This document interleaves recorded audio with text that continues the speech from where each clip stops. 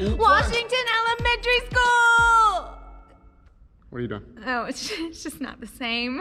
Washington Elementary School, what's going on? Welcome to Gym, a walk and talk with your principals. Mr. Cobath here. Hey guys, it's Mrs. Benson. And in honor of Michael Jordan's Last Dance documentary, I thought I'd just show you, what I like to do. Right. So here's my skills. That's what I'm talking about, boys and girls. So here we go. We're gonna do things a little differently today. Sounds good. It is a beautiful Friday afternoon. And I tell you what, it's gonna be 70 degrees today. You believe that? 70 degrees, Mrs. Benson. I believe it. Do you think boys and girls even remember this place? The old pre-K lobby, Mr. Biddle's office there. And let's just show them just a peek of the outdoors. The great outdoors. The great outdoors here. Oh man, you can almost feel this air out here. 70 degrees, my goodness. It is awesome. So the governor came out with a couple of statements yesterday that affect schools. So moms and dads, here's what you need to know. We are putting together as an admin group, putting together our guidelines and our procedures for picking up student belongings. And that should be out by early next week. So we'll figure out a way to safely and effectively come get all your boys and girls belongings. Flip grid update, Mrs. Benson. Flip grid update. So students and staff are up to 18 videos. They did a little bit of work over these past couple of days. So what's our goal again? 75. Okay, 75 by next Friday. Oh boy. By next Friday. So I'm still feeling confident. Yeah. They did almost double in the past couple days. Okay. So we'll see what they got over the weekend, over these next few days. And we'll go from there. I am proud of those 18. Oh, me too. Videos. Me too. And they're so much fun to watch. I saw Ray on there, even Miss Reynolds. Yes. And I'm trying to think. There was another teacher. Who was it? Who was it? Mrs. Mozzie. She was in a little bit of a disguise. Had a fancy little hat on, so you'll have to check that out to see what her disguise was. Oh man. Made me laugh. I bet I know what hat it was because I think she wore the same hat to our meetings yesterday. That's exactly what it was. Oh, she's so silly. We have some happy birthday shout outs. Starting with today, speaking of Mrs. Mozzie, Miss Victoria in her class, happy birthday. Yes. Ethan in Miss Jackson's class, happy birthday. That's tomorrow. Okay, and tomorrow my man Jerry in Mrs. Dethridge's class. It's his birthday. And one more, and special one here. Miss Cassie. Well, they're all special, aren't Mrs. they? Pataki's classroom. So happy birthday, you four. Hope you have a special day. Hope you do something fun. At least you're gonna have nice weather. So if you were here, we'd give you a high five and we'd squeeze you. We would. So hopefully that helps a little bit. We may have even some videos from their teachers. Maybe. I'll have to stick around. Maybe. Yep. Very good. You know what? We're gonna throw it back today, if that's okay. Sounds great. Fall back Friday. If you remember back to November, boys and girls, we had an awesome Goal-Getters assembly. We had Graham Young from the Army National Guard. Of course, that's Mrs. Young's husband. That's Cooper and Jake, Braden's daddy. He was here and we had some relays. We just did all kinds of fun things with him. Lots of fun. Also, we had Mayor Absher here. We did. And he came and he read a story, a very important story, as you'll see, while our entire staff unveiled ready for this, parents? Unveiled a Washington gym-sized American flag. I got goosebumps just thinking about it. It was one of the coolest experiences that I've been blessed to be a part of. Absolutely. So really neat. Absolutely. It was incredible. So we're always trying to figure out ways to include our parents who are not able to be at Goal-Getters and hear our kiddos come home talking about it. We want to actually put some video, some media to it. So coming to you now, you can check out our November Goal-Getters.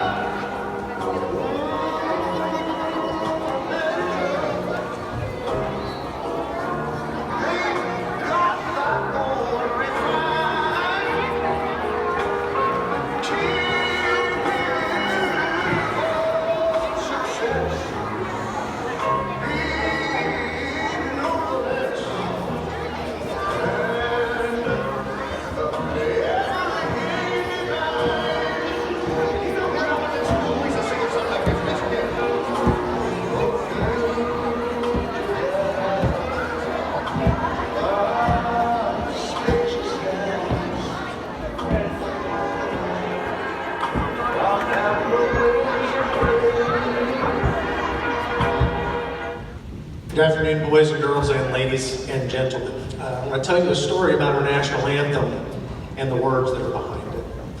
The words were written 205 years ago, and so some of them sound old and they're not words that we use very much anymore, so I'm going to try to translate a little bit of it for you. About 36 or 8 years after we first started the first revolution, we had something called the War of 1812. The United States and Great Britain got mad at each other again, and we fought another war. We were losing that war. As a matter of fact, the British had already burned the White House and the President had fled, and the Capitol building. We were literally one more defeat from losing our country. Had we lost the Battle of Fort McHenry, which was in Baltimore Harbor, we would have been forced to surrender and would have been under the rule of Great Britain again. What happened that night was nothing short of miraculous. The entire British Navy, that means every ship of the biggest navy in the entire world, came to this one place and aimed every cannon on that ship at a flag that was just about this size that was flying above the fort that night. There was a man named Francis Scott Key who was sent out to the main ship out in the ocean to try to get one of the prisoners released, because on that great big ship down below, where they couldn't see out, but the entire bottom of the ship was filled with American prisoners. So the Americans sent Francis Scott Key out to the bottom of this ship trying to get one of them out. And he did negotiate the release of one, but then the admiral on the ship stopped him and said, "You're going to have to stay here all night long because we're about to destroy the fort and the flag on top of it. But I tell you what, all that you guys have to do is to lower that flag, and we'll know that means you surrender, and we'll stop firing, and we'll stop basically killing your people." So for 25 hours, every ship in this harbor with every cannon, on the average of one per minute, one for every 15 seconds, 4 a minute, cannonballs fired on this fort and this flag. For 25 hours. At one point, Francis Scott Key started to go see the prisoners in the bottom of this ship to report what was going on. And they knew what this offer was from the British Admiral, that if the flag was lowered, that it was all over. So the question they continued to ask him over and over, and he would run up from the bottom of the ship to go outside to look, to see if our flag was still there. After about an hour, the smoke was so thick that the only way he could tell if the flags were still there was when the bombs burst in the air. And they would put out a red glow, and he could see from that glow through all that smoke whether the flag was still flying or not. This experience that he saw that night make up the words of our national anthem. Our national anthem is normally played before every sporting event and at events just like this today. Every nation has an anthem, and ours is called the Star Spangled Banner. Another set of words that isn't used very often. A banner is the same as a flag, and Star Spangled just means that there were stars all over it. At the end of this night, the British Admiral got very frustrated and asked Key why the Americans just didn't lower the flag. And he said because Americans would rather die standing up than live on their knees. And what that means is that we would rather go down with a fight. But the good news is after 25 hours, the British ran out of cannonballs, and guess what? Our flag was still there. That was symbolic of whether our nation was still there, and most people don't recognize that story. But this is the flag that represents our country. It represents all the people, as Sergeant Young spoke of earlier, that have died for our country, and it deserves all of our respect. So I also have the honor of playing our national anthem on this trumpet, and that's a particular treat for me because it just so happens about 41 years ago I learned to play this instrument right down here on that floor when I attended Washington Grade School.